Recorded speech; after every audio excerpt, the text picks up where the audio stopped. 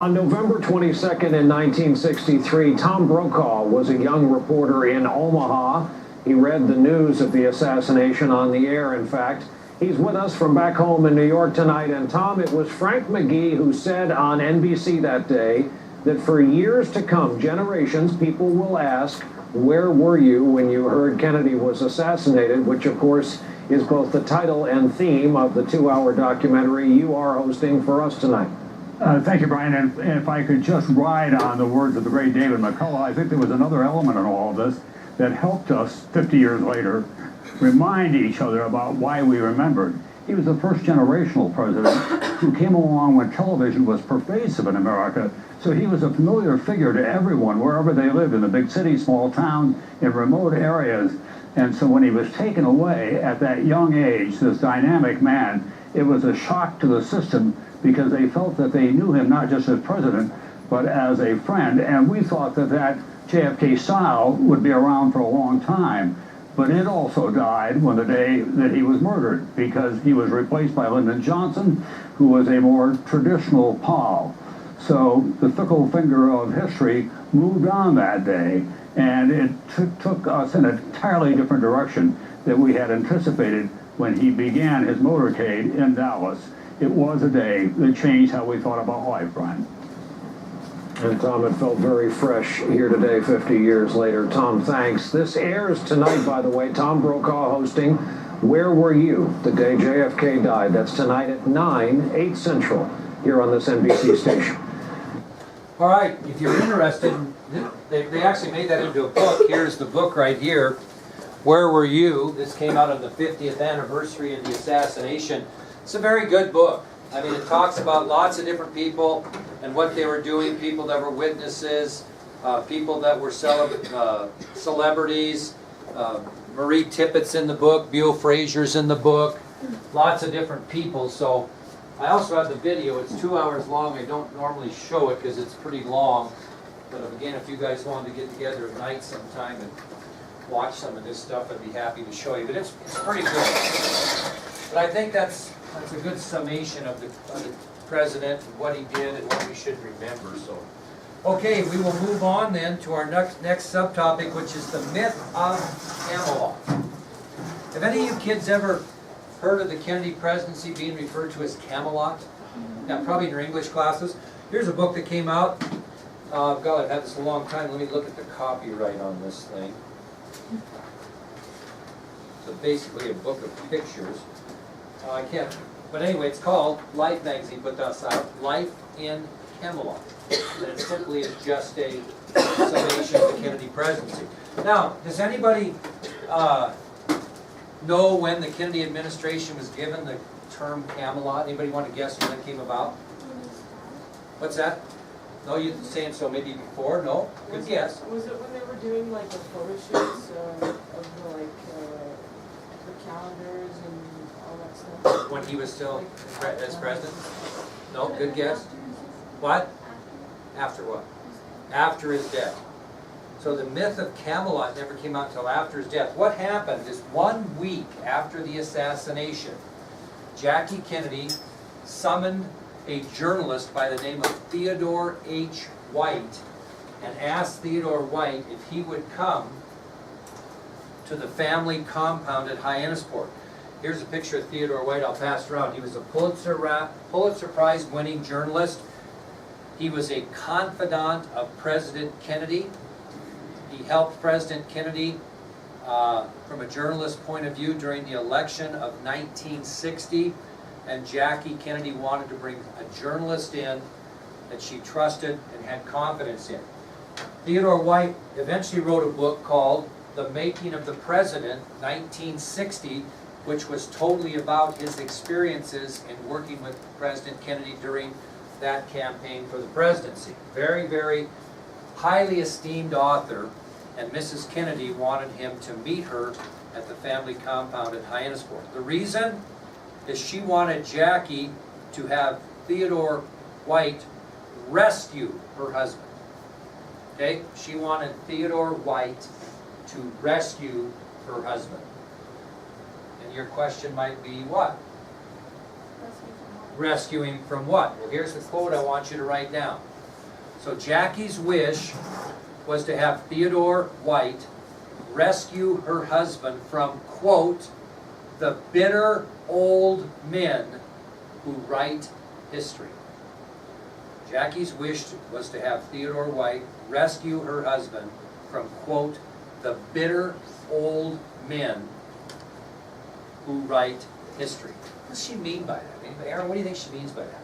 She doesn't want the bitter old men who write history to be writing history, I guess, about her husband. Most of the older people would write down history, and sometimes they don't exactly write it as maybe it happened, or their opinions are basically, and it seems like it's more biased. Does she want to embellish? Almost non-biased. She wants to Have a bias and She wants to embellish it. What she was looking for, you're both, that was good teamwork. She was looking for a historic metaphor to sum up her husband's presidency. She was looking for a historic metaphor, something that someone could look at to say, yeah, that's the Kennedy presidency. And so she was looking for Theodore White to come up with that. And so Theodore White interviewed her for several hours.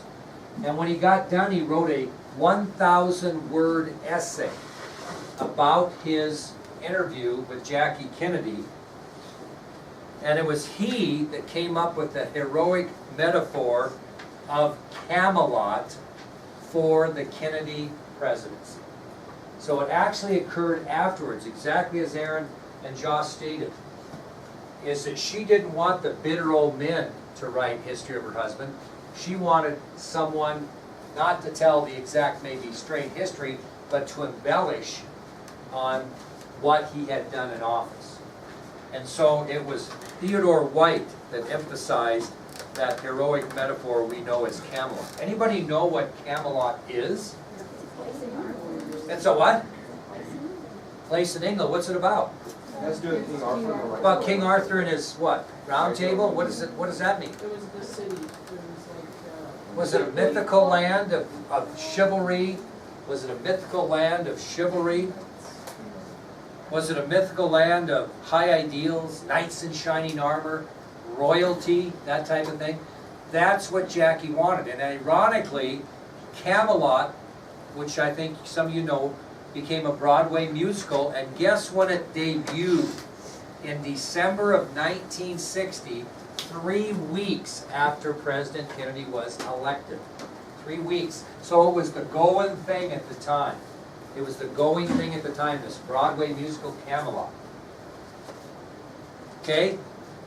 So the Kennedy administration is going to be compared to the Knights of the Round Table and King Arthur, with imaginary ideals and chivalry and knights in shining armor of this medieval legend and royalty. The point is Camelot was supposed to treat the Kennedy presidency like royalty.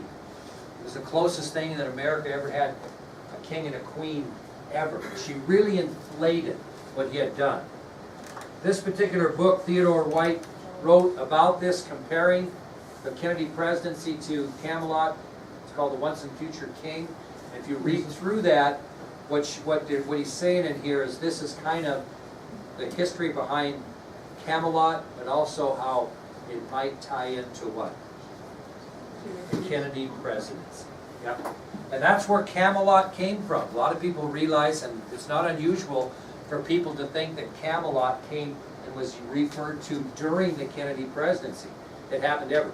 There's a video out, a movie called Jackie. I don't know if you've heard about it. That's basically about her sitting down with Theodore White and doing just what we talked about here. So if you ever want to get bored and want to watch that, it's very, very good. A little bit of swearing in it. Bobby was a little bit of a swear at times, but anyway. All right, let's talk about some tidbits on the Kennedy assassination. I think you might find these kind of interesting. In 1917, ironically, the same day that John F. Kennedy, same year he was born, Congress passed a law making it a felony to threaten to kill the President of the United States. In 1917, ironically, the same year that John F. Kennedy was born, Congress passed a law that made it a federal offense or a felony to threaten to kill the President of the United States. Now, I'll give you an example. If I said, as I sat here recording this lecture today, and if I was serious and kind of mad at President Trump and made a public statement to you that, hey, I'm going to fly to Washington, D.C. and I'm going to assassinate President Trump, and any of you in here thought that this crazy son of a gun might do it, and you turn that over to local law enforcement, even though I really didn't mean it, it's a federal offense to threaten the life of the President of the United States. So you got to watch what you say. The ironic thing was, it was not a federal offense to kill the President of the United States. The law said nothing about killing, only threatening. Elisa, my dear, do you know what year Congress thought that over and passed a law that it was now a felony to kill the President of the United States? Close. 1965. 1965 is the first time it became a federal offense to kill the President of the United States. So when President Kennedy was assassinated on November 22nd of 1963, Lee Harvey Oswald could not have been charged with the felony of killing the President, but he was charged with a felony of murdering a person. So it didn't matter who the person was. That makes sense? Didn't matter at all. That's kind of interesting. So anyway, how many presidents to this point in history have been killed at the hands of an assassin? Who was our first one? I was really disappointed in the other class they didn't get these. Who's the first one? Lincoln. Who was the second one? Garfield. Good. Who was the third one? McKinley. McKinley. Good.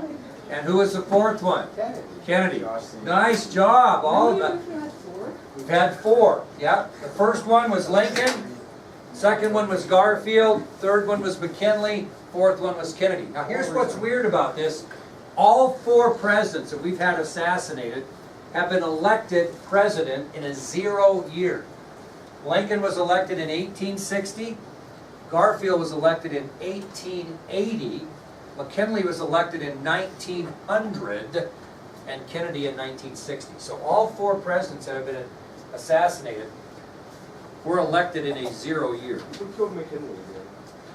I got to think on this a minute. Because killed Garfield. Zolgosh. Oh, Leon Zolgosh. Okay? Now, we've had 7 presidents that have died in office that have been elected in a 0 year. 7. First one was William Henry Harrison. Remember him? He died of pneumonia during his inauguration speech, and he was elected in 1840, but he died of pneumonia. And then you've got Lincoln, and then Garfield, and then McKinley. And then Warren Harding died in office, and he was elected in 1920. And then Franklin Roosevelt died in office. This is a little bit of a stretch, but he was elected one of the 4 times in 1940, and then Kennedy in 1960. So just a little bit. What? Well, I don't know. We'll see. Now, have you ever heard of the Lincoln-Kennedy coincidences? Okay, I'm going to give you 19. I got 19. I want you to write them down. You will be responsible for some of these on the test. So here is the new subtopic, the Lincoln-Kennedy coincidences. Here's 19 coincidences. Some of them, whatever. Some of them, woo. Okay? Well, let's start with number 1. Abraham Lincoln was elected to Congress in 1846. John Kennedy was elected to Congress in 1946, 100 years apart. Now, some people might say, oh, they're about the same age. Were they? They weren't the same age when they were assassinated. They were several years apart. Okay? So Lincoln was elected to Congress in 1846, Kennedy in 1946, 100 years apart. When was Lincoln elected president, Josh? When was Kennedy elected president? 1960, 100 years apart. So number 2, Lincoln was elected president in 1860. Kennedy was elected president in 1960, 100 years apart.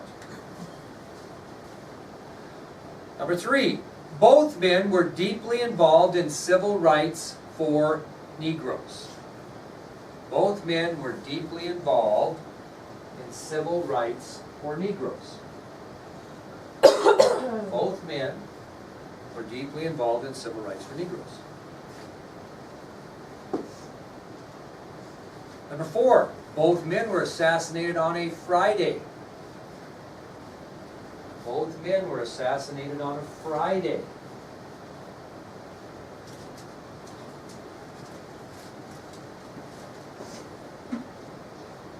Number 5, both men were assassinated in the presence of their wives.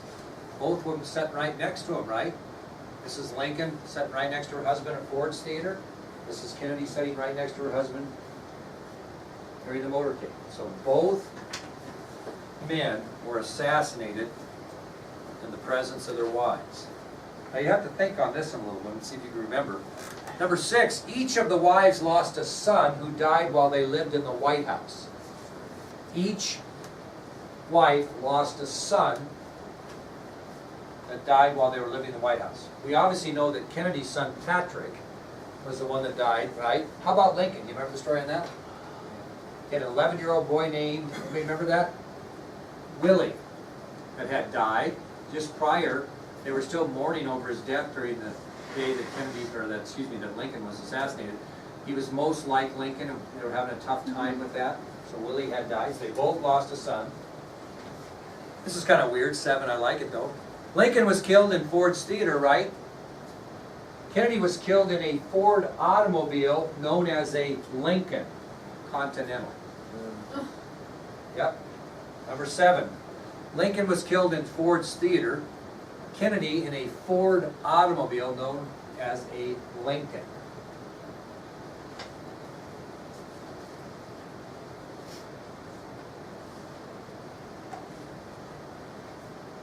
Number 8, both men were succeeded by vice presidents named Johnson, right?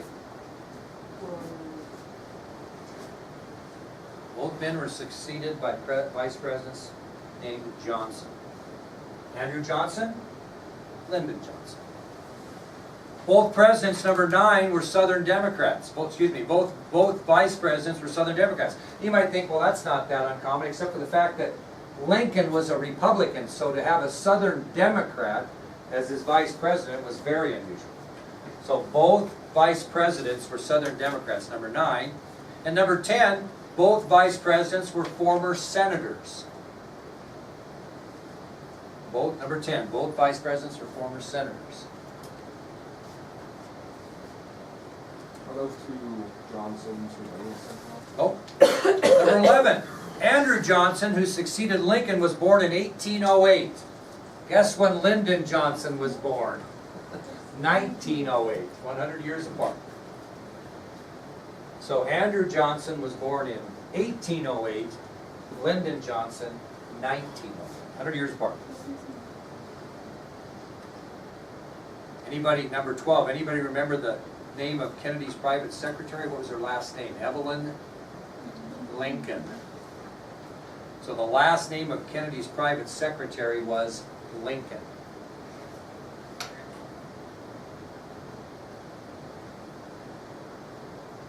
Hey, number 13, you know what the first name of Lincoln's private secretary was? John. That is weird. The first name of Lincoln's private secretary was John. John Kennedy. That's number 13, yeah. First name of Lincoln's private secretary was John. 14, John Wilkes Booth, who assassinated Lincoln, was born in 1839. Guess when Lee Harvey Oswald was born? 1939, 100 years apart. So, which one are we on? 13? 15? Nope. 1839. We're in 14. John Wilkes Booth was born in 1839, Lee Harvey Oswald 1939, 100 years apart. 15. Were both men killed before being brought to trial? Yes, they were. Both assassins were killed, were murdered before being brought to trial. That's 15. Both assassins were murdered before being brought to trial. How about 16? This is a good one. Booth shot President Lincoln in a theater. Where was Oswald apprehended? In a theater.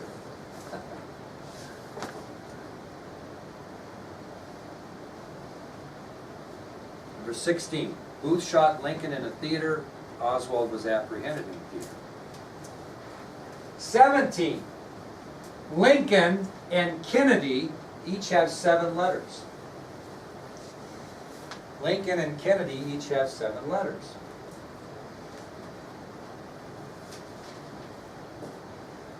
18.